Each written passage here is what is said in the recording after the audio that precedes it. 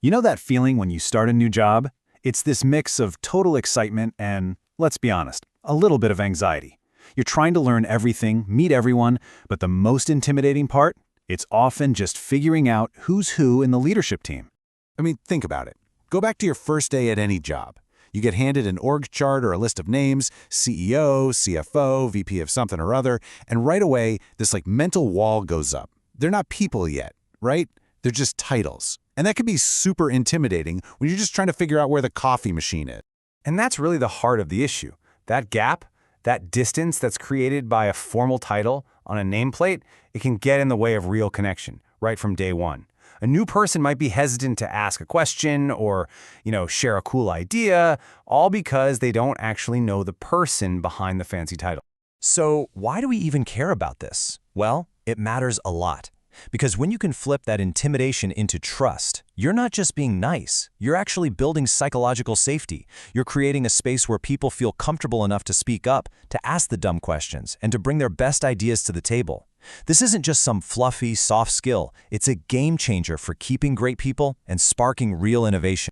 I mean, this slide just lays it all out, doesn't it? The old way, the intimidation factor, it just leads to silence. It leads to confusion because nobody knows who to talk to about what. But this new way, this more human approach, that builds trust, and trust opens the door to communication, which guess what? Brings clarity for absolutely everyone. It's a massive shift. Okay, so how do we actually make that shift happen? The good news is there's a ridiculously simple but really, really powerful tool that can fix this whole problem. It's called the leadership profile. And that's it. It's not rocket science. Just think of it like a little About Me blurb you'd see online, but it's made just for your internal team.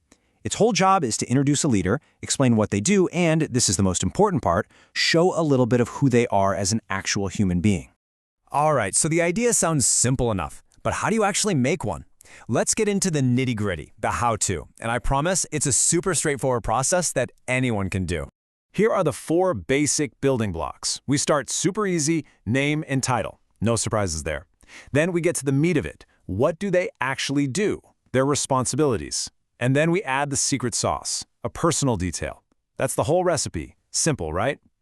Now for responsibilities, the name of the game is clarity. Just aim for 3 to 7 simple bullet points explaining what this person actually does. And please, forget the corporate jargon. Use real direct language, like leads the finance and operations team. A new hire can read that and instantly know, okay, that's the person for that. Okay, and this brings us to what I think is, by far, the most powerful piece of the whole puzzle. It might be technically optional, but this one little human detail, this is what does all the heavy lifting. This is the thing that shatters those barriers and turns a name on an org chart into a real person. I mean, just imagine reading this about your new CFO. All of a sudden, they're not just the head of finance, they're a coffee snob. Maybe you are too. They're a parent. They have a hobby. That one little sentence gives you an immediate, relatable hook that a job title could never, ever provide. So let's say you've followed the steps, you've gathered all the info. What's the end goal here? What does success actually look like when you finish this? Let's check out the payoff. Here it is, your super simple success checklist. Number 1, does every key leader have a short profile? Check.